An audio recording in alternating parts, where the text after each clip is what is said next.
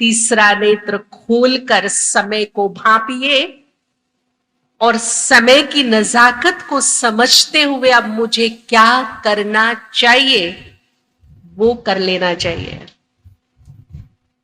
अभी भी थोड़ा सा वक्त दिया है बाबा ने हमें। अब की बार का जो झटका लगेगा उसमें हमें वक्त नहीं मिलेगा, उसके बाद टू लेट का बोर्ड फाइनल लग जाएगा। और सबसे वंडरफुल बात यह है कि हमें सब कुछ बता दिया उसने, शक है और कितने वर्षों से हमें बताता आ रहा, सब कुछ बताया है। आप इस धरती से लेकर, इस लोक से लेकर परलोक तक का सब कुछ बताया कि नहीं बताया? तीनों लोकों के बारे में बता दिया, पूरे ब्रह्मांड के बारे में बता दिया, आत्मा की पूरी 84 जन्मों की कहानी सुना दी, परमात्मा के रहस्य सुना दिए, कर्म अकर्म विकर्म बता दिए, पाप पुण्य उनके परिणाम बता दिए, धर्म अधर्म बता दिए, कर्म विकर्म सुकर्म बता दिया। कोई छोड़ा क्या? बताइए, किधर से भी ये सृष्टि क्या है, सब कुछ तो हमें पता है। अगर उसने कई कसर छोड़ी है कि ये कसर छोड़ दी, ये भी बता दे, पूरा कोर्स कंप्लीट है, सब कुछ बताया है। और वंडरफुल बात यह है कि जाते जाते पेपर भी आउट कर गया है। जाते जाते टफ से टफ जो एग्जाम आने वाला है वो भी आउट है हमारे सामने। आप सोचिए, परीक्षा से पहले पेपर आउट हो जाए और उसके बाद भी मैं फेल हो जाऊं तो कैसी स्टूडेंट हो? इसका मतलब मेरी तैयारी नहीं है, इसलिए मैं फेल हूं। या तो मैंने ध्यान से पढ़ाई नहीं सुनी। अब पेपर आउट है हमारे सामने, सब आउट है। ऐसा ऐसा समय आएगा। अनजान थे क्या हम, या पता था हमें? अनजान थे या पता था? परिस्थितियां सुधरेगी नहीं और ज्यादा पता है, पता है। फिर बच्चे इन आंखों से जो कुछ देखते हो, कितनी बार ये पेपर आउट किया है बाबा ने, कितनी बार। इन आंखों से जो कुछ देखते हो, इस देह के साथ साथ वो सब क्या हो जाएगा? पेपर आउट है। और जब वो खत्म होने को आता है तो मैं अपनी परीक्षा में कितना खरी उतरती हूं, तब क्या मैं स्थिर प्रज्ञ रह पाती हूं? थोड़ा सा कुछ पल होता है जब थोड़ा सा हल्का सा हलचल आया, ऐसे टाइम पर बाबा का जो ज्ञान है वो बल बनकर काम करता है, ताकत बनकर काम करता है। अगर मैंने ज्ञान को ठीक से सुना है, मुरलियों का बहुत गहन अध्ययन किया है, मेरे पास पावरफुल पॉइंट्स नोट में है, वो बहुत मन को सपोर्ट करती है, सहारा देती है। और एक प्रकृति का नियम है, किसी का कितना भी प्रियजन चला जाए, कुछ समय तो हलचल रहती है, लेकिन कुछ समय के बाद समय ही मरहम बन जाता है। समय ही मरहम बन करके उसको भुला करके आगे का रास्ता दिखा देता है। वो फिर से अपनी लाइफ में एंजॉय हो जाता है, अपने जीवन में बिजी हो जाता है, पीछे को भूल जाता है। ये नियम है प्रकृति का, समय का, हम सबने देखा होगा। लेकिन अब मुझे समय रहते आने वाले वक्त की तैयारी करनी है। समय रहते मुझे फेल नहीं होना है, या फेल होने के चांस है। क्या कहते हो? देखो, जाना तो सबको है, बस इतना अंतर है, कोई 2 दिन पहले जाएगा और कोई तो जाने की तैयारी बढ़िया से कर ले हम अपनी। जब हम इस धरा से जाएं, एक संतुष्ट आत्मा बनकर, भरपूर होकर, मुस्कुराते हुए उड़ान भरे। मुस्कुराते हुए। लोग मृत्यु से डरते हैं। बाबा ने कहा बाबा के बच्चों की मृत्यु नहीं, मुक्ति होगी, और मुक्ति के लिए हम सारी उम्र कामनाएं करते, हमारी मुक्ति हो, मोक्ष मिले। उसके लिए हम क्या क्या कर्म कांड करते, सब चाहते मुक्ति मोक्ष। मृत्यु किसकी होगी? जो आत्मा बंधनों में बंधी होगी। वो छूटना चाहेगी लेकिन छूट नहीं पाएगी अंत समय में। चाहे वो विकारों के बंधन हो, मोह ममत्व के बंधन हो, लोभ लालच के बंधन हो, कमी कमजोरियों के बंधन हो, वो आत्मा को जकड़ लेगी। वो निकलना चाहेगी पर ये बंधन उसे बांधे रखेंगे, निकलने नहीं देंगे। वो होगी मृत्यु। और जो आत्मा निर्बंधन होगी वो उड़ान भरेगी, मुक्ति का सुख लेगी। और मुक्ति का सुख ऐसा है कि जिन्हें मैं शब्दों में बयान नहीं कर सकती। एक बहुत बड़े डॉक्टर, उन्होंने रिसर्च किया कम से कम 1000 लोगों के ऊपर, जिन्हें मृत्यु हो गई, शरीर छूटा, 5-10 मिनट में वो पुनः वापस आए, जीवित हो गए। 5-10 मिनट का पीरियड उनके लिए क्या था? जब वो शरीर से बाहर थे, डॉक्टर डिक्लेयर कर चुके थे कि फिनिश, खत्म, लेकिन 5-10 मिनट के बाद वो पुनर्जीवित हो गए। तो जो 5-10 मिनट का जो अंतराल था, उसका एक्सपीरियंस पूछा गया, कैसा लगा? बहुत कम लोग थे जिन्होंने बड़ा सुखद अनुभव सुनाया कि जब हम इस देह से, इस तन से निकले तो एक झटका लगा, हमको महसूस हुआ कि हम अपने शरीर से कहां बाहर आ गए। हमने घुसने की बहुत कोशिश की लेकिन हम घुस नहीं पाए उस शरीर में। और फिर हमने एक उड़ान भरी, और ऐसी उड़ान थी वो कि इतना आनंद था उस उड़ान में। जैसे जैसे ऊपर जा रहे थे वो सुख, वो आनंद, वो शांति बढ़ती जा रही थी, जो हमने इस जीवन में कभी फील नहीं की। ऐसी शांति, ऐसा आनंद था वो। उन्होंने एक प्रकाश देखा, और जब वो उस प्रकाश के समक्ष गए, खाली प्रकाश देखा और कुछ नहीं देखा, तो उन्हें ऐसा लगा नीचे की दुनिया तो कीड़े मकोड़ों की दुनिया है। क्या दुनिया है नीचे की? ऊपर की दुनिया कितनी सुख भरी दुनिया है, कितनी आनंद की दुनिया है। तो नीचे आने की उनको इच्छा नहीं हो रही थी जैसे, परंतु एक झटका लगा और पुनः वो अपने शरीर में थे। ये कुछ आत्माओं का, 40% व्यक्तियों का यह अनुभव था।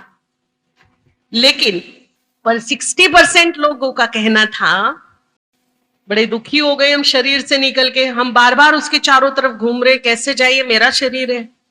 और फिर एक ऐसी अंधेरी गुफा में प्रवेश कर गए जहां रास्ता ही नहीं था कुछ दिखाई देने का, कहां जाए, किधर जाए। एक अंधेरी गुफा, भयानक आवाज, ड्रावनी,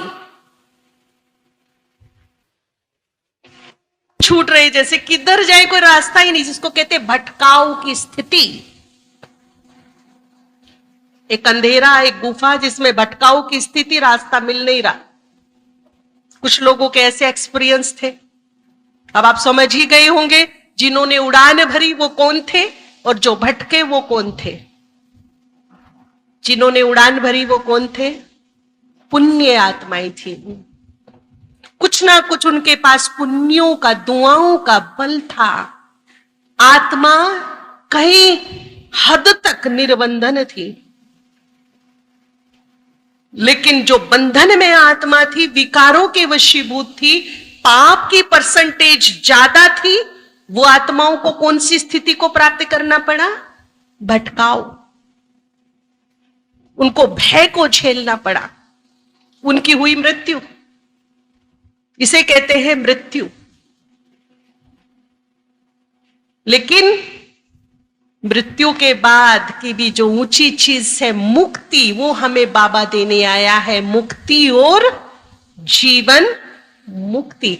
आत्मा भटके नहीं, आत्मा निर्बंधन हो जाए, आत्मा सुख पाए, और जब जाए तो मुस्कुराते हुए उस आनंद का भरपूर एंजॉय करे, लाभ ले जो हमें मिलना चाहिए, जो हमारा हक है। मृत्यु के बाद वो मेरा हक बनता है उसको एंजॉय करना। जब मैं जाऊं तो मुंह लटका के शर्मिंदा होके बाबा के सामने नहीं जाऊं, बल्कि सर उठा के जाऊं। ऐसा तो कुछ करके जाऊं कि एक बार तो खुद धर्मराज भी सल्यूट करे कि धरती से आया है तो कुछ करके आया है, ऐसे ही नहीं आ गया लुट पिट के ना। पुण्यों की झोली भर के, दुआओं की दौलत भर के कुछ ऐसे कर्म करके जाऊं कि वो भी ताली बजाए मेरे आने पर। तेरी इंतजार थी मुझे। ऊपर वाले को भी इंतजार हो तो नीचे वाले भी आह्वान करे, ऐसा मेरा एटीट्यूड हो, ऐसा मेरा व्यक्तित्व हो। तो ऐसी स्थिति बनाने के लिए अब हमारे पास समय नहीं है। पता नहीं हम यहां दोबारा भी आ पाएंगे कि नहीं। फाइनल कॉल है, माननी है मानिए, नहीं माननी कोई प्रॉब्लम नहीं, भाग्य ड्रामा। लेकिन ये फाइनल कॉल है, करना है तो कर लीजिए, आगे वक्त नहीं मिलेगा। हम चाहेंगे कि हम भाग्य बना ले, परंतु सिचुएशन ऐसी होगी, टू लेट भाई जी, बड़ी देर कर दी। हम चाहेंगे हम योग करें, परंतु स्थिति परिस्थिति ऐसी होगी, नहीं कर पाएंगे, हो नहीं पाएगा, चाह कर भी नहीं हो पाएगा। समय जवाब दे देगा।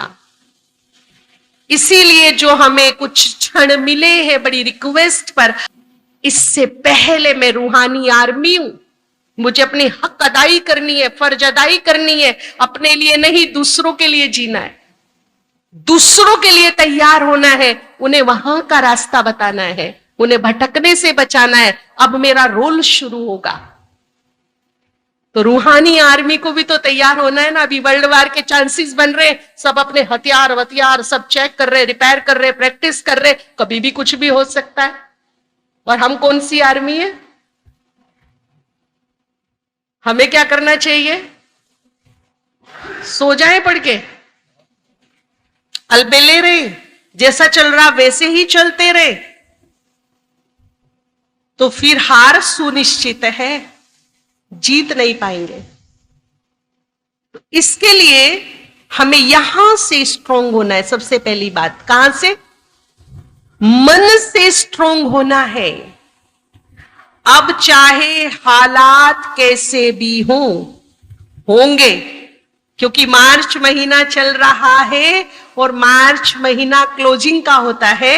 संगम युग पर भी हम यूं समझ लीजिए कि मार्च महीने में प्रवेश कर गए हैं। हर आत्मा की क्लोजिंग होगी। हमारे ही 63 जन्मों के हिसाब किताब हमारे क्लोजिंग करेंगे। कभी बैड पीरियड हमारे सामने से निकलेगा तो कभी अच्छा भी निकलेगा। अच्छे को देखकर अलबेला ना हो और बैड को देखकर घबराए नहीं।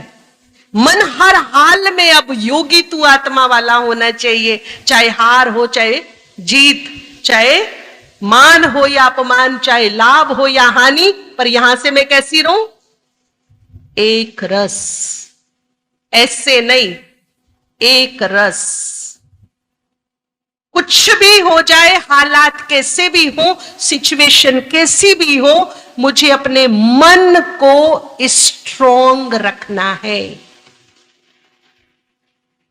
मन के जीते जीत है, मन के हारे बस। ये मुझे अटेंशन रखना कि यहां मुझे इफेक्ट नहीं लाना, कुछ भी हो इधर इफेक्ट नहीं लाना है। और ये मेरे लिए सबसे बड़ा चैलेंज होगा। भगवान के, परमात्मा के, सर्वशक्तिवान के मास्टर, सर्वशक्तिवान बच्चों के लिए, होवनहार देवी देवताओं के लिए सबसे बड़ा चैलेंज अपने मन को सुरक्षित रखना। हर हाल में सुरक्षित रखना, ये सबसे बड़ा चैलेंज है हम लोग के लिए। सबसे बड़ी ताकत है ये, मेरी सबसे बड़ी शक्ति है। तो इसे शक्तिशाली बनाने के लिए अभी से हमें उपाय करने हैं। लीकेज हो रहा है शक्तियों का। हम 1 घंटा योग करते हैं, समझिए 1 किलोमीटर चले, व्यर्थ सोचा, गुस्सा किया, ईर्ष्या किया, परचिंतन किया, व्यर्थ चिंतन किया, व्यर्थ सोचा, 4 किलोमीटर पीछे चले गए। आए थे योग करके 1 किलोमीटर आगे, ये सब सोच के करके मन से हम कहां चले गए? 4 किलोमीटर पीछे। यानी कि 3 किलोमीटर का लॉस हो गया। हुआ कि नहीं हुआ? शक्ति एनर्जी सब वेस्ट हो गई। योग तो कहां गया पता ही नहीं चला। तो पहली कंडीशन है हम मन का शुद्धिकरण करेंगे। मन का शुद्धिकरण होगा तब मन का सशक्तिकरण होगा। जब तक मन का शुद्धिकरण नहीं तब तक सशक्तिकरण नहीं। और शुद्धिकरण है फॉरगिव फॉरगेट। सबसे बड़ा शुद्धिकरण क्षमा भाव, शुभ भाव। अपने कर्म बंधनों को काटने के लिए, अपनी चित्त की एकाग्रता और शांति शक्ति के लिए, अपने मन की दिव्यता के लिए, अपनी मन की रक्षा के लिए, ये समय की डिमांड है। आज डिमांड कर रहा है समय योगी बच्चों से कि अब ये कर डालो। किसी से माफी मांग लो, किसी को माफ कर दो। मन ही मन, सच्चे हृदय से। वैसे भी क्षमा दिव्य गुणों में एक गुण आता है, और क्षमा अपने आप में बड़ा भारी गुण है।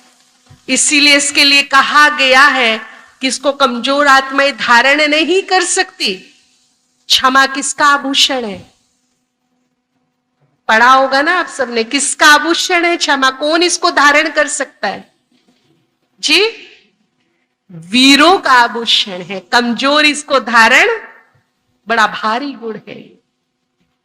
इसे देवताएं धारण करते हैं, इसे भगवान धारण करता है। इसे साधारण आत्माएं उठा नहीं सकती, इतना भारी है ये। क्षमा करना, भगवान तुल्य काम करना। सोचिए,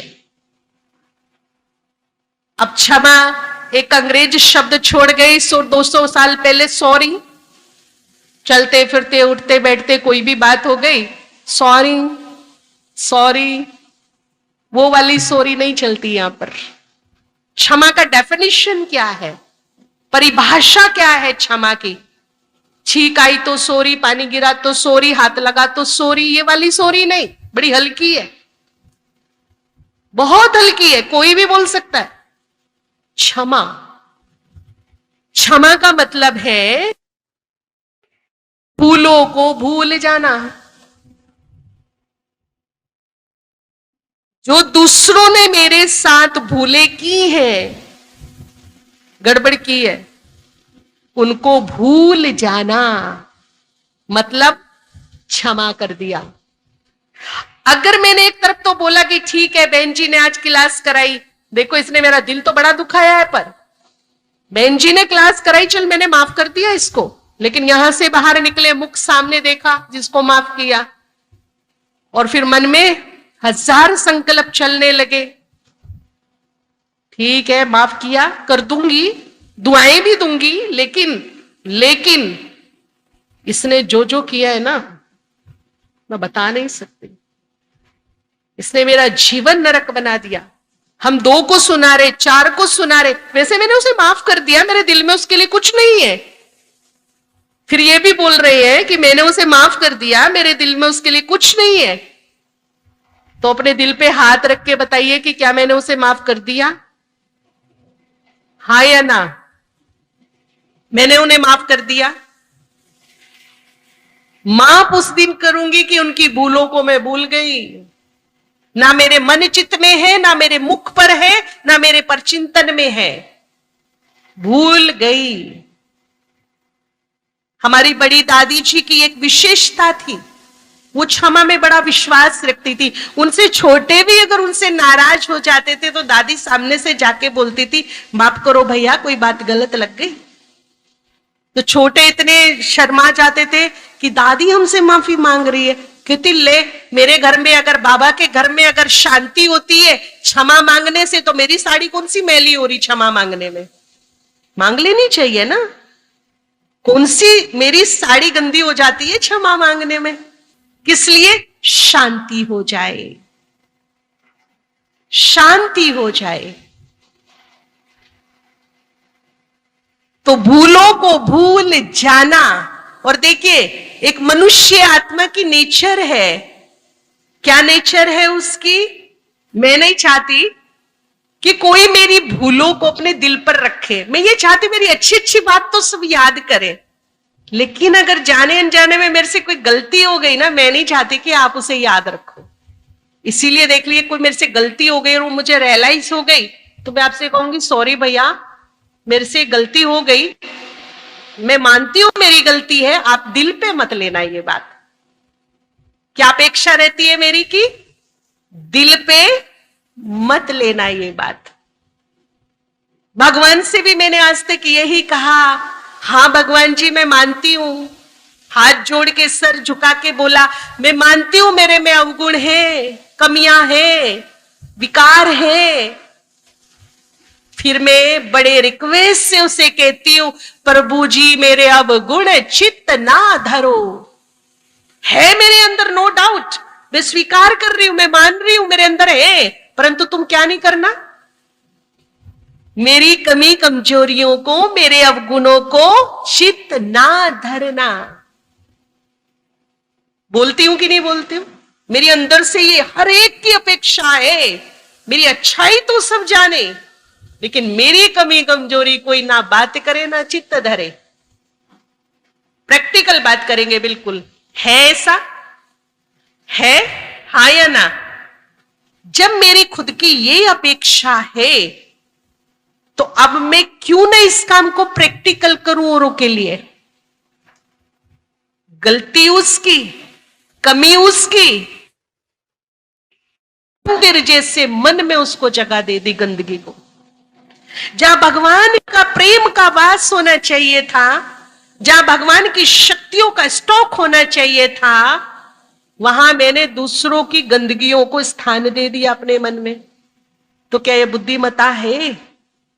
आज अगर मेरे मन में लोभ लालच है, ईर्ष्या द्वेष क्रोध बदले का भाव है, नफरत है, बड़े रॉयल रूप से नहीं होंगे पर सूक्ष्म से होंगे, जिसको हम कहते थे हिसाब किताब है इसका मेरा, अब इस हिसाब किताब को मुझे काटना है, बड़ी बुद्धिमता से काटना है। कैसे काटेंगे? हिसाब किताब है, और हिसाब किताब जब होता है, कार्मिक अकाउंट नेगेटिव होता है, कहीं ना कहीं पनिशमेंट, सजा मिलती है उसकी। लेकिन सजा का एक तोड़ है, और वो है क्षमा। उसका एक तोड़ क्षमा है।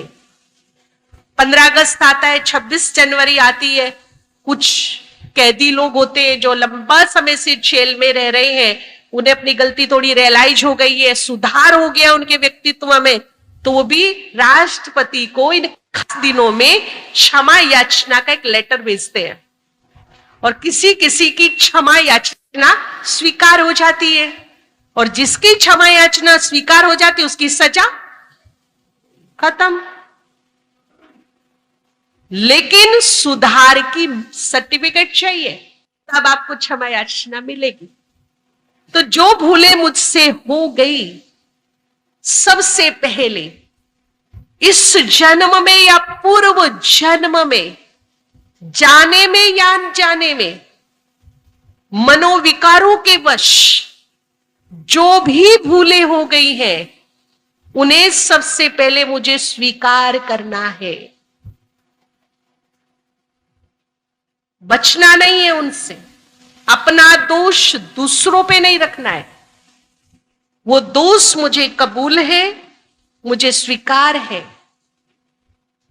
और शुभ मुहूर्त में, वरदानी वेला में, भोलेनाथ के सामने जब 24 घंटे में एक बार केवल वो भोलेनाथ का रूप धारण करता है, और 24 घंटे में एक ही वक्त होता है जब वो सिर्फ देने के लिए बैठता है। जो मर्जी ले लो, उसका कमिटमेंट है सिर्फ देना। भोलेनाथ का रूप होता है, देने के लिए बैठता है। शुभ मुहूर्त तो होता है, वरदानी वेला होती है, अमृत वेला। बाबा ने कहा वैसे तो भूलों की क्षमा नहीं मिलती, जो करेगा वो भरेगा, या तो योग बल से काट लो या भोगना ही है। लेकिन ये भगवान के महावाक्य है कि यदि तुम भूलों की भी क्षमा लेना चाहते हो, अपनी भूलों को स्वीकार करके, दृढ़ संकल्प करके कि ये गलती हम दोबारा नहीं करेंगे, तो क्षमा मिल जाएगी। कितनी बड़ी बात है। कई साल योग करने के बाद जो पाप कटेगा, वो केवल 3 मास अमृत वेले दृढ़ संकल्प के साथ क्षमा याचना कर लीजिए भोलेनाथ से, वो कट जाएगा। प्रकृति भी माफ कर देगी, भगवान भी माफ कर देगा। आत्मा उस पाप से मुक्त हो जाएगी, निर्बंधन हो जाएगी, मुक्ति की अगली स्टेज पर जाएगी। जो भी हुई हो मुझे याद नहीं है, इस जन्म में जो याद है, लेकिन पूर्व जन्म में जो भी हुई हो, सर झुकाकर मैं क्षमा मांगती हूं और ये दृढ़ संकल्प करती हूं कि अपने मन, वचन, कर्म और व्यवहार से अब मैं किसी को कष्ट नहीं दूंगी, दुख नहीं दूंगी। और ये पुरुषार्थ में, तीव्र पुरुषार्थ आज से, अब से, अभी से मुझे करना है। विशेष विशेष विशेष अटेंशन रखना है कि अब मुझे मन से, वचन से, कर्म से, व्यवहार से किसी से कोई नया कार्मिक अकाउंट नहीं बनाना। आगे वक्त नहीं मिलेगा मुझे। मोटी मोटी गांठें हैं मेरी बंधनों की, वो अभी तक खुली नहीं है, और नई अगर मैंने बना ली तो ना मेरे पास ताकत है, शक्ति है, ना समय है। उन्हें धर्मराज ही खोलेगा। फिर कोई उपाय नहीं, कोई चारा नहीं, कुछ भी हो जाए। कभी कहते हैं सिचुएशन ऐसी आ जाती है, हम राइट होते हैं, होगा, यही चैलेंज है ब्राह्मण बच्चों के लिए, हम टोटली राइट होंगे, लेकिन रोंग ठोक के जाएगा। लेकिन रोंग से भी खुद को बचा लेना, ये हमारी समझदारी होगी, ये बुद्धिमता होगी, ये समय हमसे चाहेगा, ये भगवान हमारी बुद्धिमता की परीक्षा लेगा। ऐसे ही थोड़े ही ना समझो के हाथ में विश्व की बागडोर सौंप देगा। दिमाग वाले चाहिए उसको। एक बार मैं और मेरा भाई हम झगड़ा कर रहे थे किसी बात को लेकर के, खूब फाइट हुई हमारी, मुंह से बहस, एक दूसरे को बोल रहे हैं, बोले जा रहे हैं। हमारे फादर ने सुन लिया, क्या हो रहा है भाई, क्यों इतना जोर जोर से चिल्ला रहे हो? तो वो अपनी सफाई दे रहा, मैं अपनी सफाई दे रही, वो दे रहा, मैं अपनी दे रही हूं। कहते, वो कह रहा मैं राइट हूं, मैं कहती मैं राइट हूं। कहते तुम दोनों गलत हो। क्यों भाई? हम तर्क संगत बता रहे कि हम सही है, हम प्रूफ सहित बता रहे हम सही है। बोला तुम सबसे ज्यादा गलत हो। हमें यह देखना है कि हम सतयुग में नहीं चल रहे हैं, हम द्वापर में भी नहीं है, हम कलयुग के अंत में पहुंच चुके हैं। यहां सब गलत है, 99% गलत है। यहां सत्य दिया लेके भी ढूंढने से नहीं मिलता है कि नहीं? यहां मुझे कैसे चलना है, किस तरह से चलना है, वो भी मुझे आना चाहिए। तो मैंने कहा मेरा क्या दोष है इसमें? देखो, उन्होंने बहुत सीधी सिंपल बात बताई। आप सड़क पर जा रही हो, ऑन द वे, अपनी राइट साइड चल रही हो, बिल्कुल ठीक चल रही हो, जहां चलना चाहिए राइट साइड वहीं चल रही हो, लेकिन रॉन्ग साइड से ट्रक आ गया आपके सामने, गलत वे पर, और आप चिल्लाए जा रहे हो आई एम राइट, ट्रक गलत है, ट्रक गलत है, ये बिल्कुल गलत आ रहा है, ये बिल्कुल गलत आ रहा है। थोड़ी देर में क्या होगा? क्या होगा? आप राइट है, 100% आप राइट है, राइट साइड पर है, परंतु थोड़ी देर में क्या हो जाएगा? चिल्लाने से कुछ होगा? थोड़ी देर में वो हो जाएगा जो होना नहीं चाहिए, एक्सीडेंट। ये कलयुग है भाई, ठीक ठाक को भी ठोक के जाते हैं। अब मैं ठीक हूं, मैं अपनी राइट साइड चल रही हूं, ट्रक सामने है, चिल्लाने की जरूरत नहीं, बुद्धिमत्ता इसी में, मैं अपनी साइड चली, थोड़ी और साइड हो जाओ। अगर मैंने ये हुनर सीख लिया कि मैं अपनी साइड चल रही हूं, आई एम राइट, लेकिन सामने वाला रॉन्ग है, मुझे थोड़ा सा और साइड हो जाना चाहिए, जिसको बाबा कहते बच्चे न्यारा होकर आगे निकल ले, प्यार अपने आप मिलेगा। अब मुझे अपनी साइड तलाशनी है, ठुकना नहीं है, राइट साइड पे भी ठोकने के लिए बैठे हैं। लेकिन अगर मैं ठुक गई, मेरा एक्सीडेंट हो गया, तो ये मेरी बुद्धिमत्ता नहीं है, मैं रोंग हूं राइट होते हुए भी। अंडरस्टैंड? इस तरह से चलना है। रोंग के बीच में राइट साइड लेनी है मुझे, और उस साइड में से और साइड निकालनी है, तब मैं बच पाऊंगी। नहीं तो आप चिल्लाते रहो, चिल्लाते ही रह जाओगे, पता चलेगा खाली हाथे चोट वैसे लग गई। कोई नहीं सुनेगा, कोई नहीं सुनेगा तुम राइट हो कि रॉन्ग हो, कोई भी नहीं सुनेगा। इसीलिए अपना जीवन अपने अनुसार, अपने सिद्धांतों के अनुसार जिए, उन्हें लेकर के चले। तो शुद्धिकरण का मतलब है सच्चे हृदय से, बस यूं समझ लीजिए कि समय नजदीक है, मुझे जाना है, सब कुछ यही छोड़कर जाना है, कुछ अच्छी चीजें लेकर जाना है। ये नफरत, ये बदले का भाव, ये क्रोध, ये तेरा, ये मेरा, ये उसका, ये झूठा अभिमान, ये तेरा मेरा, सब छोड़ के चलना है। इसीलिए सबसे माफी मांगी, भगवान से माफी मांग कर उन आत्माओं से माफी मांगिए सबसे पहले, क्योंकि देखिए पहले इन्वेस्ट कीजिए फिर मिलेगा। आध्यात्मिकता का ये नियम है, पहले दीजिए फिर लीजिए, पहले दो फिर लो। एक बिजनेसमैन का भी एक नियम है, बड़े से बड़ा शोरूम बना के रख ले, लेकिन उसमें सामान नहीं भरे तो उसकी कमाई नहीं होगी। पहले उसे जेब से इन्वेस्ट करना पड़ता है, खर्च करना पड़ता है, और फिर क्या होता है?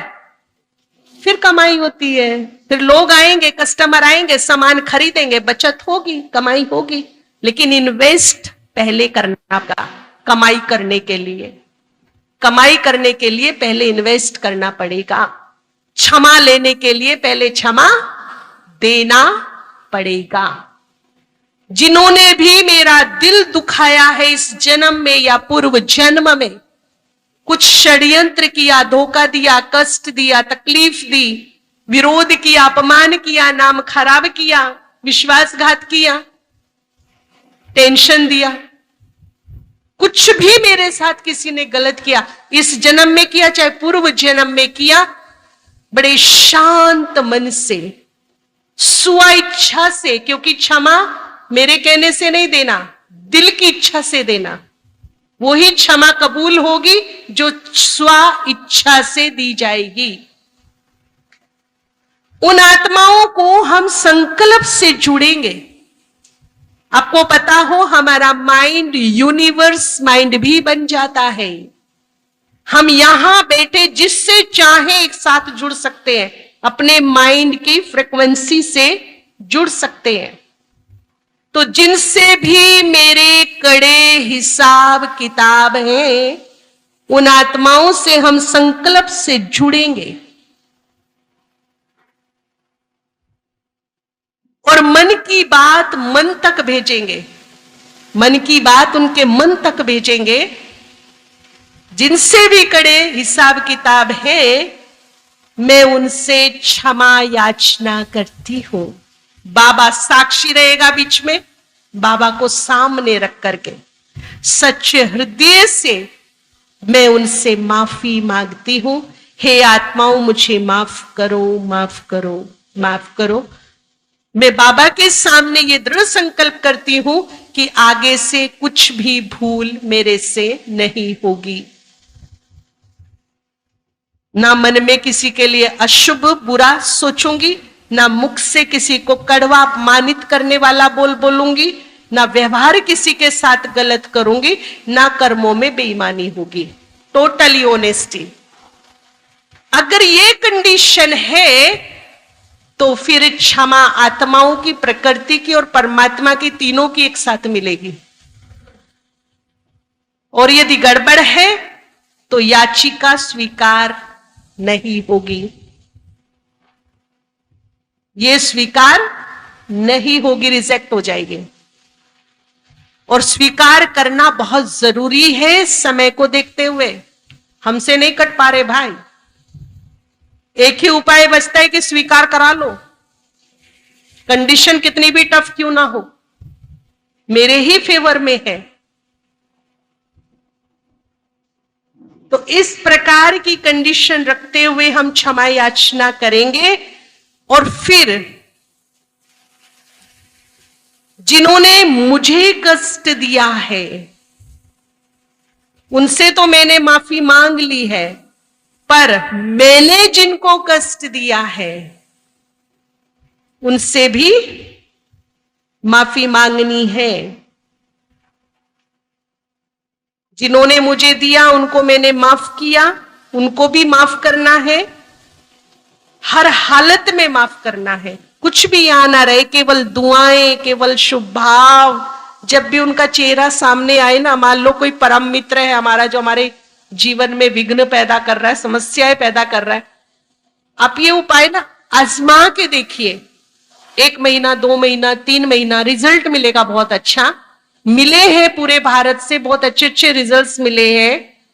उसको माफ करना, भगवान के हवाले कर देना। ये जैसी भी आत्मा है, बाबा मैं तुम्हें अर्पण करता हूं, तुम जानो इसके कर्म जाने, ड्रामा जाने, मैं इसके बारे में अब कुछ नहीं सोचूंगा, सिर्फ मैं इसको दुआएं दे सकता हूं, इसका भला हो, कल्याण हो, इसे सद्विवेक प्राप्त हो, ये भी सुख पाए। बाबा को सौंप दो, अच्छा अच्छा सोचो, उसके लिए दुआएं दो। और मिरेकल ये हुआ, मैंने सुनाया भी था पहले भी, कि जो बड़े कट्टर दुश्मन थे, एक दूसरे की शक्ल नहीं देख पाते थे, उनमें से एक ने अपने आप को पॉजिटिव किया, एक ने ये प्रयोग चालू किया। तो क्या हुआ, जिसने प्रयोग चालू किया वो बहुत बीमार हो गया, एडमिट हुआ। तो जो उसका कट्टर शत्रु था, जो उससे बिल्कुल बात नहीं करता था, हर वक्त उसको गिराने की सोचता था, उसमें इतना बड़ा चेंज आया कि उसकी सेवा सबसे ज्यादा उस भाई ने की। और आज वो बेस्ट फ्रेंड है, गुड फ्रेंड है, इतने जिगरी दोस्त बन गए केवल क्षमा के प्रयोग से। दुश्मनी दोस्ती में बदल गई, विरोधी सहयोगी बन गए। ऐसे ऐसे केस है, आपको सुनाया हो, पता हो कि आसाम में एक माता थी, 11 साल से डिप्रेशन में थी, उसका इलाज चल रहा था। डिप्रेशन 4th लेवल का, यानी कि बात करने का भी तरीका नहीं, मुंह से पानी गिर रहा, बाल बिखरे हुए, आदि पागल। उसे लाया गया भाई जी के पास, बहुत साल पहले की बात है। ब्रह्मा कुमारी आश्रम में डिप्रेशन खत्म कर देते, तनाव खत्म कर देते, तो वो लेकर आए। लकीली उसका कोई पूर्व का पुण्य था कि भाई जी उस समय वहां थे। तो बहन जी ने कहा कि ये तो बात करने की भी हालत में नहीं है। कहा 11 साल का डिप्रेशन है, और आज घर में इसकी वजह से इतना टेंशन है क्योंकि वो कुछ भी सामान उठा के फेंकती है, बच्चे को मारती है, कुछ भी करती है। ज्यादा से ज्यादा समय उसको सुलाए रखते हैं, पिल्स दे करके या इंजेक्शन दे करके, सोई रहती है, उठती है तो तोड़फोड़ शुरू कर देती है। अब जब उसे लेकर के आए तो वो बात करने के मूड में तो नहीं थी, लेकिन फिर भी उसे धीरे धीरे धीरे हाथ में लिया, पकड़ा, बात की। अब उसकी काउंसलिंग करना जरूरी था कि 11 साल पहले इसके साथ क्या हुआ जो ये डिप्रेशन में पहुंच गई। तब उसने अपनी कहानी सुनाई, बड़ी देर में वो काउंसलिंग करते करते 11 साल पीछे गई। तब बताया कि मेरे को 3 बेटी हैं, और चौथा बच्चा जब आने वाला था, गर्भ में था, तब मेरी भूख, शांति सब खत्म, इरिटेशन रहने लगी एक अजीब सी। वो बच्चा बेटा बनकर पैदा हुआ। फर्स्ट टाइम जब बेटे का मुंह उस माता को दिखाया, इतना उसको गुस्सा आया कि उसका हाथ जो है उसके गले पे गया, उसको दबाने के लिए, मारने के लिए। अभी वो आधा घंटे का बच्चा है। अब आप ये बताइए कि क्या था इन दोनों का आपस में। आधा घंटा हुआ उसे पैदा हुए और उसका मन कर रहा है कि मैं इसको गला दबा के मार डालूं, खत्म कर दूं इसको। बेटा है उसका, पहली 3 बेटी है, गले लगाती, खुशी से प्यार करती, लेकिन मारने की इच्छा पैदा हो रही है उसको, इसको मैं खत्म करूं। यह है कि पूर्व जन्म में इन दोनों आत्माओं की क्लोजिंग बैड हुई थी, गुड क्लोजिंग नहीं थी। कुछ तो दोनों के बीच में ऐसी दुश्मनी थी जो आधी अधूरी रह गई। ये इधर जन्मी और कर्म गति देखिए, जब कर्म गति आड़े आती है तो किस किस तरीके से आती है। कर्म गति इस तरह के से आड़े आई कि बेटा बनकर जन्मा दुश्मनी निकालने के लिए। यह है कर्म गति की गहन गति। बेटा बन के पैदा हुआ, आप सोचिए, ना दूर रह सकती ना पास रह सकती। कितनी बड़ी विडंबना है। किस तरह से कर्म जब आड़े आते हैं, किस तरह से वो अपना लेन देन करते हैं, सोचिए। अब 11 साल में वो कितनी बार ये प्रयास कर चुकी है उसको मारने का। तो जो उसके रिलेटिव है, उसके अपने हैं, रिश्ते नाते वाले, उसको धिक्कारते हैं। तो कैसी मां है। कलयुग में भी ऐसी कुमाता नहीं होती, अपनी कोख से जन्मी संतान को मार रही है तू। और जब जब उसको मारने का प्रयास किया, विफल हुई, सुनने को मिला उसका डिप्रेशन का अटैक आया। डॉक्टर इलाज कर रही है ब्रेन का। बताइए, ब्रेन में कोई बीमारी है क्या? जिसका इलाज होना चाहिए वहां तक वो पहुंचे ही नहीं। और ब्रेन का भी क्या इलाज कर रहे हैं? लंबा समय सुलाए रखते हैं, 6-8 घंटा पढ़ के सो ही रहे। और जब उठती हो तो वो ब्रेन दिनों दिन डल होता जा रहा है, तोड़फोड़ शुरू कर देती है। 11 साल में 11 डॉक्टर बदल लिए, कोई भी ट्रीटमेंट उसको ठीक नहीं कर पाई। अब भाई जी को समझ में आ गया कि काम कहां से करना है। बोला, देखिए ये पूर्व जन्म का लेना देना है, दोनों का हिसाब किताब है, वो लेने के लिए आया है। विडंबना यह है कि बेटा बन के आया है। अब एक उपाय है जो इस हिसाब किताब को क्लियर कर सकता है।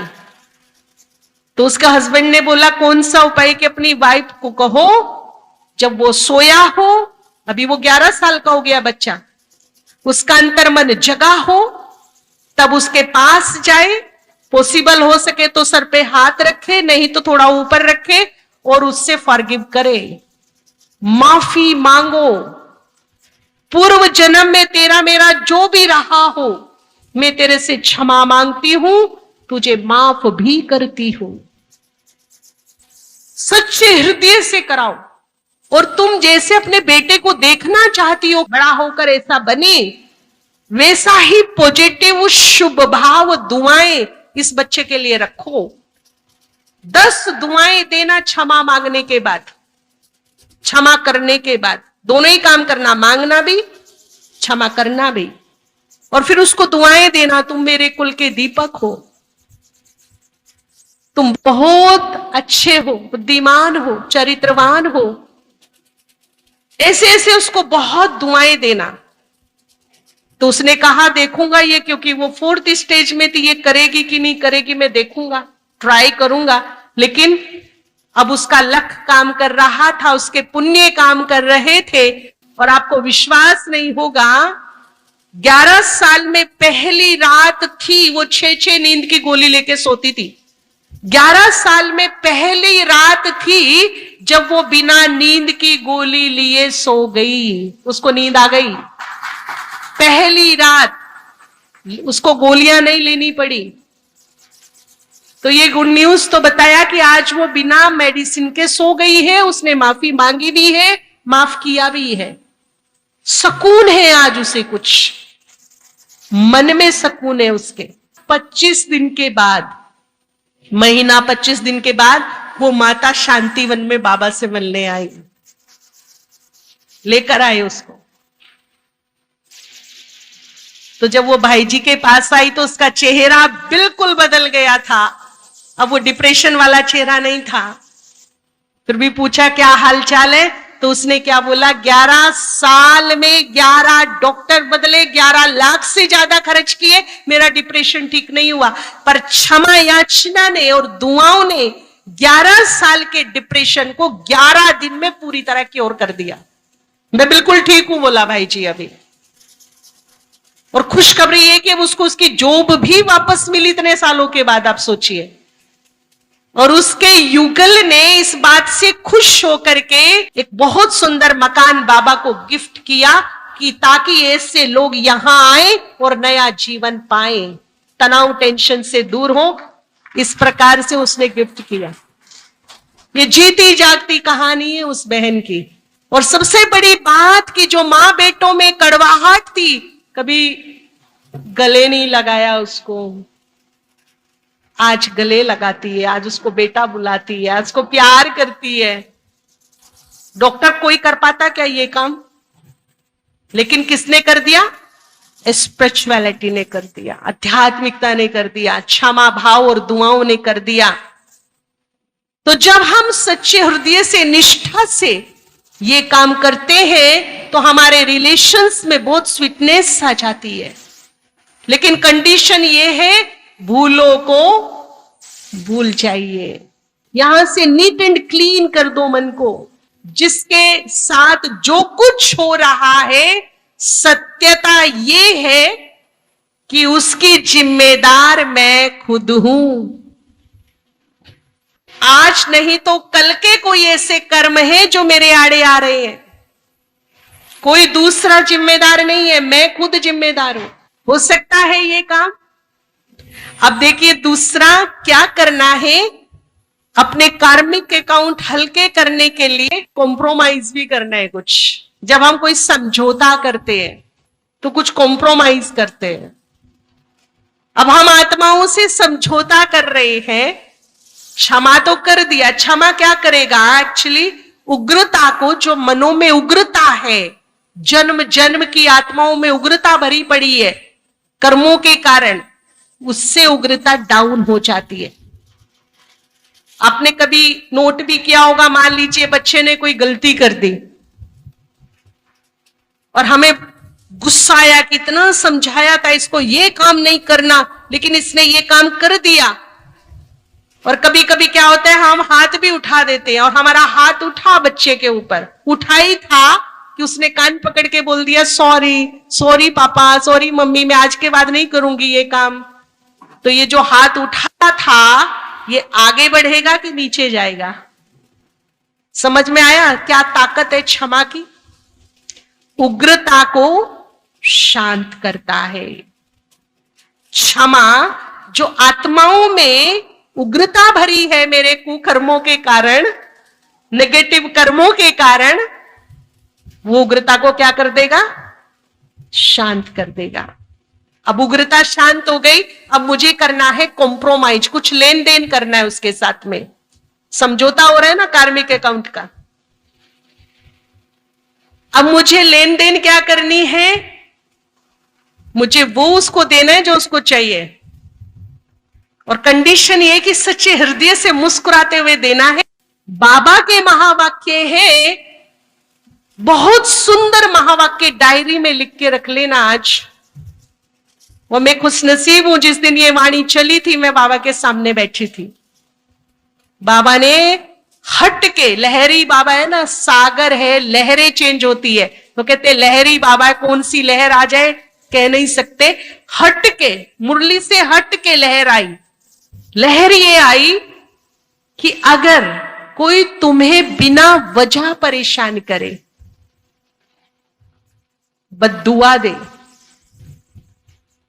उस समय परमात्म बच्चों का कर्तव्य क्या है उस आत्मा के लिए जो तुम्हें परेशान कर रहा है बिना वजह, बद्दुआ दे रहा है बिना वजह? पर तुम उससे परेशान हो भी रहे हो और बद्दुएं लग भी सकती है, क्योंकि ब्राह्मणों का ब्राह्मणों से ही ज्यादा कार्मिक अकाउंट है। और ब्राह्मणों ने एक चीज धारण करी है जो बेमिसाल है, वो है पवित्रता। तो पवित्र आत्मा की दुआ भी लगती है। तो अब उससे बचने का उपाय उस परम शिक्षक ने, उस परम बुद्धिमान ने बताया कि उस समय परमात्मा बच्चों का कर्तव्य क्या है, हमारी वैल्यू बढ़ाई थोड़ी पहले। अब देखिए उसकी बुद्धिमता को देखिए, उसने केवल बच्चे नहीं बोला, तुम बच्चों का कर्तव्य क्या है ये नहीं बोला, क्या लगा दिया पहले, परमात्म। बच्चे भी बोल सकता था, लेकिन परमात्म लगा करके हमारी वैल्यू बढ़ाई, हमारे कर्म करने की ताकत बढ़ाई। अगर खाली बच्चे बोलता तो हम कुछ सोचते, हम ये कर दे, हम वो कर दे, लेकिन परमात्म लगा दिया। अब हमें सोच समझ के बोलना है, क्योंकि हम परमात्म बच्चे हैं, ऐसे वैसे नहीं है। इसलिए कर्म भी तो सोच समझ के होगा, अब ऐसा वैसा नहीं होगा।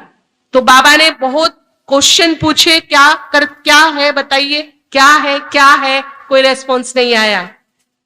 सोच में पड़ गई। जो परेशान कर रहा है, जो बद्दुआ दे रहा है, उस आत्मा के प्रति तुम परमात्म बच्चों का कर्तव्य क्या है। परमात्म शब्द जोड़ दिया, सब चुप हो गए। क्या बोलेगा पता नहीं बाबा। बाबा ने बोला, तुम परमात्म बच्चों का कर्तव्य है उस आत्मा को बाप के हवाले करो, दिल से क्षमा करो, शुभ भाव रखो। और बहुत इंपॉर्टेंट पॉइंट थी लास्ट में, जो बड़ी शक्तिशाली तरीके से बाबा ने बोली, फिर बाप उसे देख लेगा। अब गलती क्या हो रही है, अब सोचिए कहां गलती हो रही है कि हम बाप को देखने के लिए टाइम नहीं दे रहे, हम खुद देख रहे हैं। जब हम खुद देखना शुरू करते हैं तो बाबा साक्षी हो जाता है। अब बाबा ने कहा, बच्चे जितना मैं कह रहा हूं ना, इतना तू कर बस, और बाकी मेरे पे छोड़ दे, मैं उसे देख लूंगा। आज मैं आपसे कहना चाहूंगी कि इन परमात्मा महावाक्यों में दम कितना है, एक बार अप्लाई जरूर कीजिएगा। और जब इसके सुंदर रिजल्ट मिलेंगे ना, तब हमारी निश्चय की जो प्रकाष्ठा होगी उसके ऊपर, उसे कोई हिला नहीं सकता। फिर एक बार अप्लाई जरूर कीजिएगा इन परमात्म महावाक्यों को। ये परमात्म महावाक्य है, पूरे ब्रह्मांड में किसी की ताकत नहीं जो उनको काटने की शक्ति रखता हो। ये 100% सत्य थे, सत्य है, ना इसके आगे कुछ ना पीछे कुछ, ये सदा ही सत्य है। इसीलिए अपने मन की बहुत करके देख ली ना, तक ईर्ष्या करके देख ली, टांग खींच के देख ली, गुस्सा करके देख लिया, बदला लेके देख लिया, मौके पे चौका मार के देख लिया। अब एक रिक्वेस्ट है, अब वो करके देख लो जो वो चाहता है। हमें मौका दिया ना अपना करने का, हमने किया अपना। अब तो एक बार वो कर ले जो वो करना चाहता है, हमसे करवाना चाहता है। इतने सुंदर रिजल्ट्स मिले हैं इनके, इतने सुंदर रिजल्ट मिले हैं कि मैं सुनाना शुरू कर दूं तो पूरा दिन पूरी रात बीत जाएंगे। इतने अच्छे रिजल्ट्स आएंगे।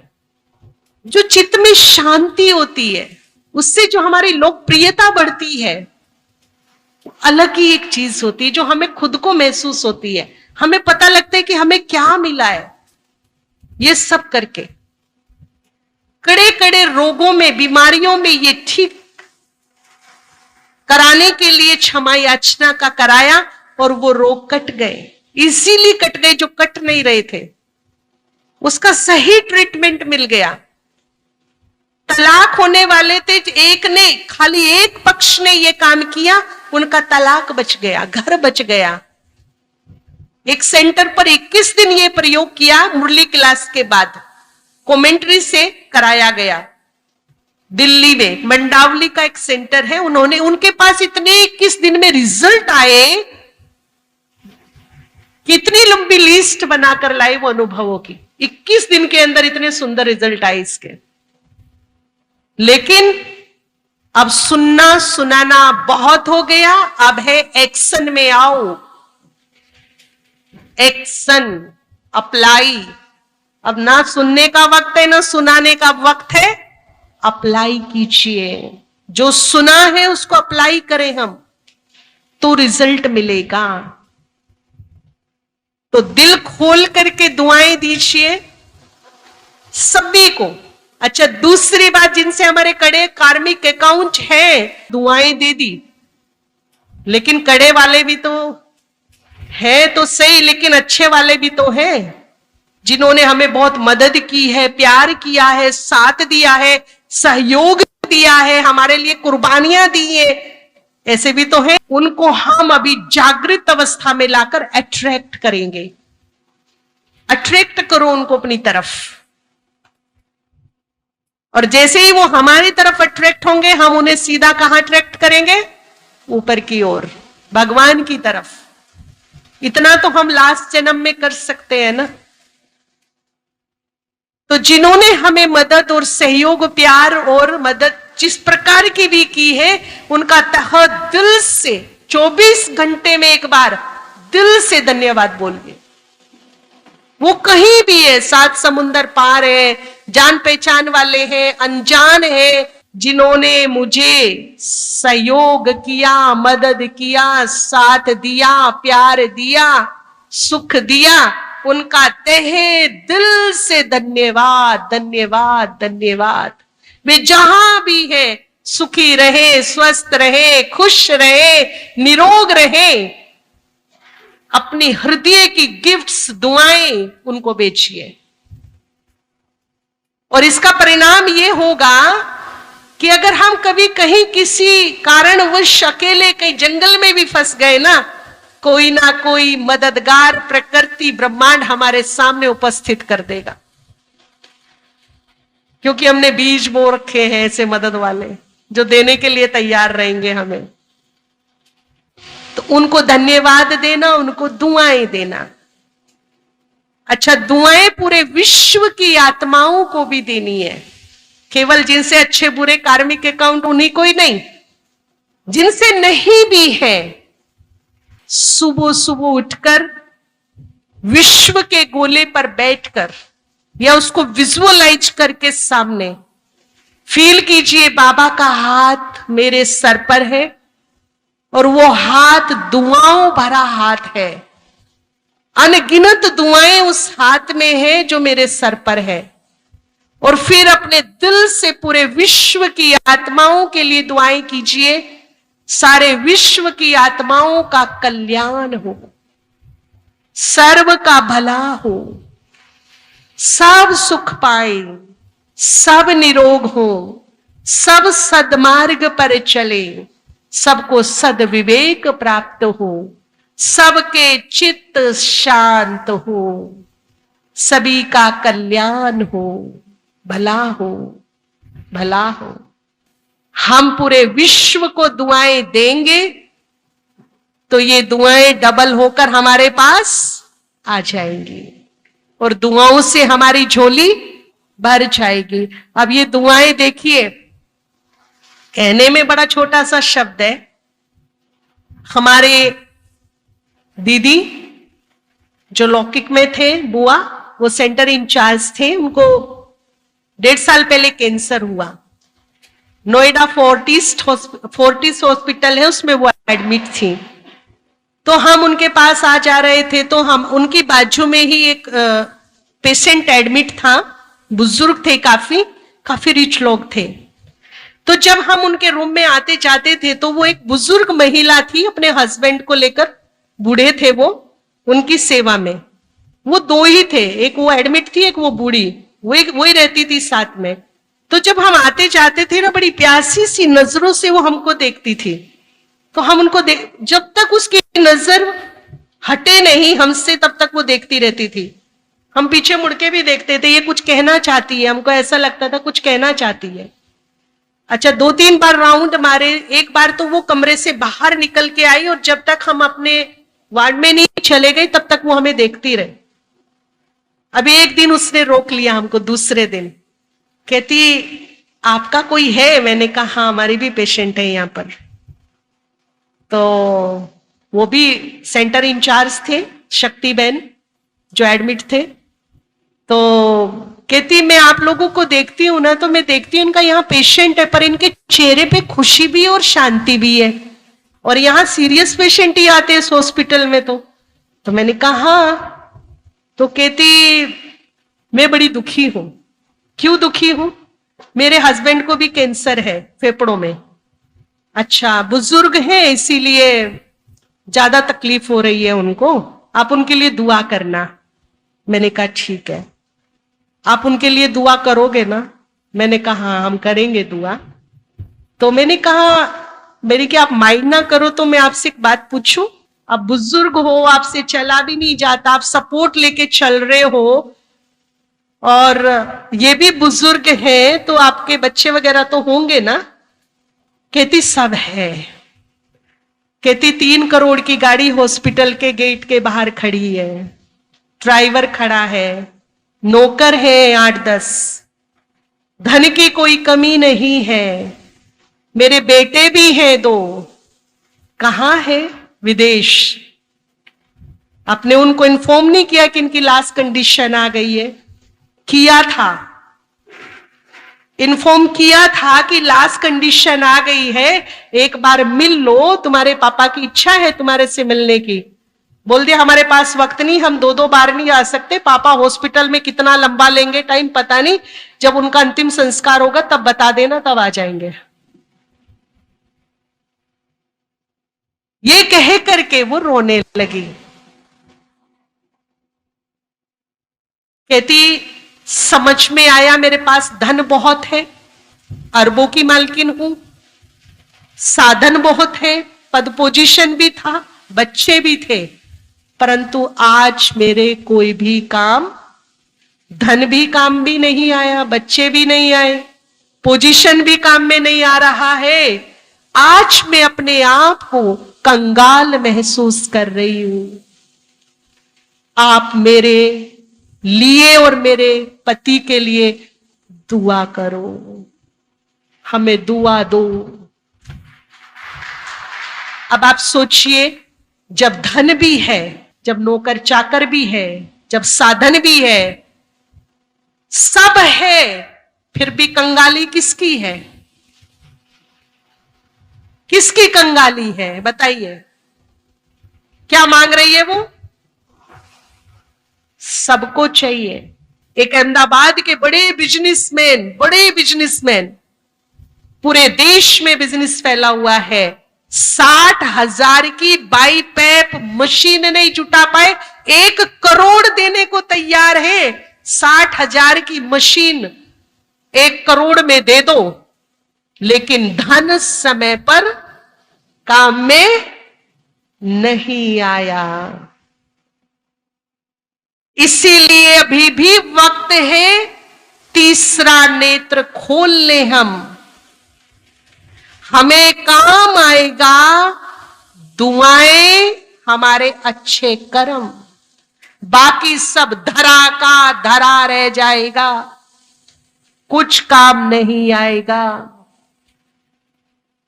अभी भी वक्त है, कुछ अच्छे कर्म कर ले, कुछ दुआएं ले ले, कुछ दुआएं दे दे। किसी से माफी मांग लो, किसी को माफ कर दो, कुछ साथ नहीं जाने वाला है। 2 दिन की जिंदगी है, किससे नफरत, किससे बैर करें हम? प्रेम प्यार से काट लो ना। बाबा आया ही है प्रेम प्यार सिखाने। तो जो आज कहते हैं कि हम ये बैर भाव, नफरत, बदला, क्रोध आज यहां इसी वक्त छोड़कर जाएंगे। अब सिर्फ दुआएं देंगे सबको, जो जैसा है भगवान के हवाले कर दो। ये मैं आपको बता रही हूं, कर्म गति काटे नहीं कटती और टाले नहीं टलती। और जब कर्म गति सामने आती है तब भगवान क्या हो जाते हैं? साक्षी हो जाते। उसका पहला नंबर मुरब्बी बच्चे को जब खांसी आती है, जिस पे जान नौछावर है उसकी, तो वो क्या कहता है? सुना मुरलियों में क्या कहता है? क्या कहता है? क्या कहता है बताइए? हैं? ये तेरा कर्म भोग है, तू चुक्त कर। हाँ, तेरा लोन लिया है, उसकी भरपाई मैं करूंगा, लेकिन ये तेरा कर्म भोग है, इसमें मैं कुछ नहीं कर सकता। इसमें मैं कुछ नहीं कर सकता। क्यों नहीं कर सकता? आप एक बात बताइए, जज का बच्चा अगर मर्डर कर दे तो क्या जज अपने बच्चे के लिए कानून बदल देगा? भगवान के बच्चे ने कोई गलती की है पूर्व जन्म में, वो विधान उसने बनाए हैं, विधाता है वो, तो क्या वो विधाता रूल्स रेगुलेशंस चेंज कर देगा? तो पूरा सृष्टि की व्यवस्था डगमग हो जाएगी, बिगड़ जाएगी। ठीक है ना? इसीलिए वो इंटरफेयर नहीं करेगा। अब आपके मन में क्वेश्चन ये उठ रहा होगा, इंटरफेयर नहीं करेगा, दुआएं और पुण्य कर्म ही काम में आएंगे, तो भगवान का क्या रोल है? फिर भगवान करेगा क्या मेरे लाइफ में? इसीलिए कई बुद्धिवानों ने कहा पूजा करनी है तो कर्म की पूजा कीजिए, और वो कर्म की पूजा कर रहे हैं और उन्होंने मान्यता सिद्ध कर दी कर्म ही पूजा है, क्योंकि कर्म ही सुख दुख देता है। सुख दुख जब आते हैं, कर्म गति जब आती है, तो भगवान तो साक्षी हो जाते। तो फिर भगवान का क्या रोल है? क्यों हम भगवान के पीछे पड़े हैं? फिर तो कर्मों पे ध्यान दीजिए ना, कर्म अच्छे कीजिए, दुआएं लीजिए। फिर भगवान का रोल क्या है मेरी लाइफ में? क्यों बैठे हो घर छोड़ के इतने टाइम से यहां पर? बताएगा क्या रोल है भगवान का? कोई बताएंगे बहने रोल क्या है भगवान का? जो 63 जन्म में जाने अनजाने में विकारों के वश पाप हो गए, आत्मा में पाप चढ़ गए हैं, अगर उनको जलाने की कोई ताकत रखता है, उनको भस्म करने की कोई ताकत रखता है पूरे ब्रह्मांड में, तीनों लोकों में, तो केवल एक है, वो है ऊपर वाला शिव। उसकी याद से विकर्म विनाश हो सकते हैं, पाप जलकर भस्म हो सकते हैं। ये सबसे बड़ा रोल है उसका, सबसे बड़ा रोल। दूसरा रोल क्या है? अभी एक छोटा सा बच्चा है 5 साल का, और 5 साल के बच्चे को कहे कि तू 2 साल के अपने भाई को उठा करके 3 किलोमीटर चला जा, उठा पाएगा क्या? 5 साल का बच्चा 3 साल के बच्चे को गोदी में ले लेगा क्या? और 3 किलोमीटर चला जाएगा क्या? क्यों नहीं? क्योंकि उसका भाई है, उठा सकता है ना, उसका अपना है, भाई है, क्यों नहीं उठा सकता उसको? क्या क्या रीजन है, क्यों नहीं उठा सकता? हाँ जी, छोटा है, उसका स्टेमिना अभी इतना नहीं है कि वो 3 साल के बच्चे को उठा पाए। लेकिन जब वो 15 साल का होगा तब बिना कहीं उठा के घुमा देगा क्या? 15 साल का बच्चा अपने छोटे को उठा लेगा कि नहीं? तब उठा सकता है, क्योंकि अब उसका स्टेमिना क्या हो गया? बढ़ गया है। ठीक इसी प्रकार से जैसे शरीर का स्टेमिना घटता बढ़ता है, आत्मा का भी बल अब क्या हो गया है? घट गया है। अब इस बल को बढ़ाएगा कौन? अब शारीरिक स्टेमिना बढ़ाने के लिए तो आप दूध, प्रोटीन, विटामिन, डोज, खुराक कुछ भी लीजिए, लेकिन आत्मा का स्टेमिना कौन बढ़ा सकता है? आई समझ में? कौन बढ़ा सकता है जी? एक ऊपर वाला ही है जो इस आत्मा के स्टेमिना को बढ़ा सकता है। बहुत बहुत बहुमूल्य रोल है आत्मा का बल बढ़ाना, बहुत बड़ा रोल है उसका।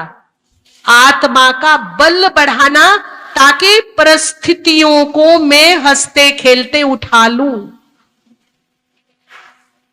कोई भी बोझ को इजीली उठा सकूं, इतनी ताकत वो मेरी आत्मा में भर देता है, इतनी ताकत भर देता है। भले वो मेरे कर्मों में इंटरफेयर नहीं करेगा, लेकिन ताकत दे देगा, शक्ति दे देगा उसको फेस करने की। ये बहुत बड़ा रोल है। और तीसरा जो जबरदस्त रोल है, वो कर्मों में इंटरफेयर नहीं करेगा, लेकिन साथी बनने को तैयार है। कर्मों में इंटरफियर नहीं करेगा, लेकिन क्या बनने को तैयार है? अब हम क्या करते हैं, बाबा मेरी ये समस्या ठीक कर दो ना, बाबा मेरा ये रोग ठीक कर दो ना। नहीं करेगा, क्योंकि उसने कह दिया तेरे कर्म है, तेरा कर्म युद्ध है, तू जान, मैं इंटरफेयर नहीं करूंगा। परंतु साथी बन जाएगा। और जहां सर्वशक्तिवान का साथ मिल जाए, वहां कोई समस्या रहती ही नहीं है। वो राह ही ऐसी दिखाता है कि समस्याएं साइड हो जाती है। तो तू ये ठीक कर दे, वो ठीक कर दे, ये कहने की बजाय मुझे क्या कहना है अभी? बाबा कर तो हम लेंगे, इतने समर्थ हम हैं, कर तो हम लेंगे, बस तुम साथी बनकर साथ में आ जाओ। अर्जुन जैसी बुद्धिमता दिखाओ। कौन सा युद्ध लड़ा था श्री कृष्ण ने अर्जुन के साथ? युद्ध कोई नहीं लड़ा था। लड़ा था क्या? लेकिन विजयी कौन हुए थे? पांडव हुए थे। बिना युद्ध लड़े जिताया था। साथी बनने की ताकत थी, वो साथी बनाया था उसको। साथी बनेगा तो गाइड करेगा, राह दिखाएगा, बचाएगा। तो तू ठीक कर दे, नहीं करेगा, इसलिए बुद्धिमता से उसे क्या करना? कर तो हम लेंगे, तू साथ में आ जा, बस साथी बन के खड़ा रहे साथ में। तो साथी बनाइए उसको, और फिर उसके चमत्कार देखिए कि साथी बनकर वो क्या क्या चमत्कार करते हैं। ठीक है, ओम शांति।